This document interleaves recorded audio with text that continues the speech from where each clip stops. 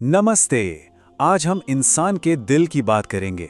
एक ऐसी चीज जो पत्थर की तरह सख्त भी हो सकती है और फिर पलक झपकते ही पूरी की पूरी बदल भी सकती है।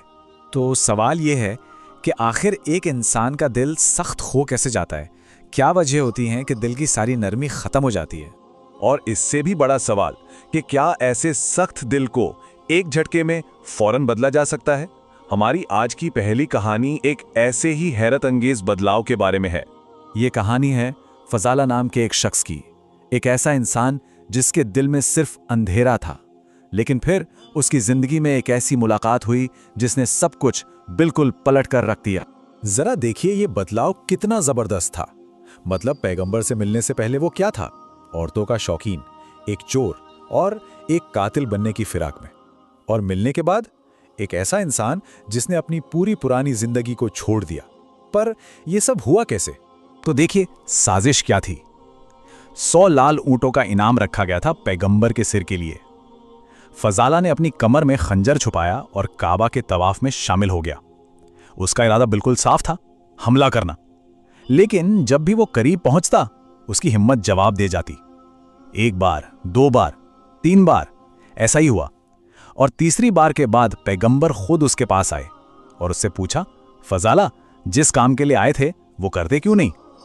बस ये सवाल सुनना था कि फजाला के हाथ से खंजर छूट गया और वो उनके कदमों में गिर पड़ा। और उस बदले हुए दिल से जो पहले शब्द निकले वो ये थे, मैं अब वो नहीं रहा जो मैं था, अब मैं मोहम्मद का सेवक हूं। बाद में जब रास्ते में उसकी एक पुरानी साथी ने उसे टोका तो उसने पता है क्या कहा? उसने कहा, मैं वो नहीं हूं जो यहां से गया था, अब तो मैं मोहम्मद का गुलाम बन चुका हूं। सोचिए, एक पल में बिल्कुल मुकम्मल तब्दीली।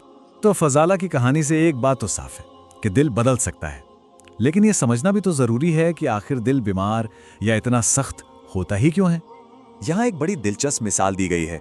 जरा सोचिए, जब हमें किसी से अपना पैसा या कर्ज वापस लेना होता है तो हम क्या कहते हैं? यही ना कि मुझे मेरे पूरे पैसे अभी के अभी चाहिए। हम एक दिन का भी इंतजार नहीं करना चाहते। लेकिन जब बात अपनी खुद की इस्लाह की या अपने आप को बेहतर बनाने की आती है तो हम क्या बहाना बनाते हैं? अरे मैं धीरे धीरे सुधर जाऊंगा, एकदम से थोड़ी होता है। यही जो दोहरा रवैया है ना, यही हमारे दिलों की बीमारी को दिखाता है। तो फिर वो कौन सी चीजें हैं जो दिलों को सख्त करती हैं? देखिए, यहाँ 4 बड़ी वजह बताई गई हैं। पहली, बेकार की दुनियावी बातें करना। दूसरी, बहुत ज्यादा हंसना, खासकर दूसरों का मजाक उड़ाकर।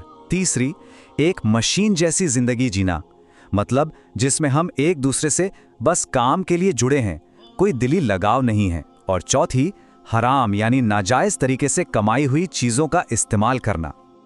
अच्छा, तो अगर दिल सख्त हो सकता है तो यकीनन उसे नरम करने का भी कोई रास्ता होगा, है ना?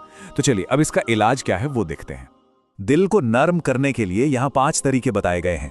पहला, मौत को याद करना। ये हमें हमारी असलियत की याद दिलाता है। दूसरा, कभी कभी कब्रिस्तान जाना, ये समझने के लिए कि आखिर में हम सबको यहीं आना है। तीसरा, अच्छे लोगों की सोहबत में बैठना। चौथा, किसी यतीम के साथ नरमी बरतना, उसके सिर पर प्यार से हाथ फेरना। और पांचवा और सबसे अहम, खुदा को याद करना और कुरान पढ़ना, जिसे दिलों के लिए शिफा यानी एक तरह का मरहम कहा गया है। चलिए अब एक और बड़ी हैरत अंगेज कहानी की तरफ चलते हैं। एक ऐसे शख्स की कहानी जिसे एक नहीं, 2 नहीं, बल्कि लगातार 3 दिन तक जन्नत की खुशखबरी दी गई और ये बात सबके लिए एक पहेली बन गई। तो हुआ यूं कि एक दिन महफिल में पैगंबर ने ऐलान किया, अभी एक ऐसा शख्स अंदर आएगा जो जन्नत वालों में से है। और सबने देखा कि एक बिल्कुल आम सा दिखने वाला आदमी अंदर आया।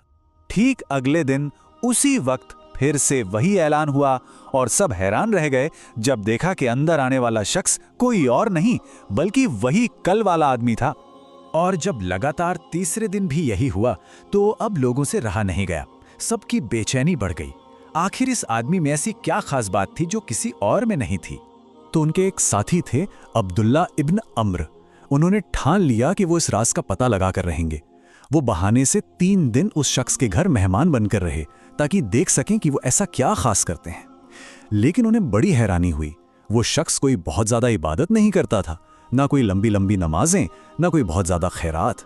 जब 3 दिन गुजर गए और अब्दुल्ला को कुछ खास नहीं दिखा तो उन्होंने सीधे सीधे पूछ ही लिया।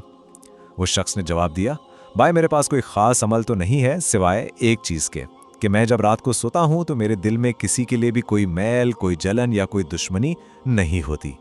और बस यही वो राज था। तब जाकर ये बात समझ में आई कि उस आदमी का इतना ऊंचा मकाम उसकी ज़ाहिरी इबादतों की वजह से नहीं था, बल्कि उसके दिल की पाकीज़गी, उसकी अंदरूनी सफाई की वजह से था। उसका दिल हर किसी के लिए आईने की तरह साफ था।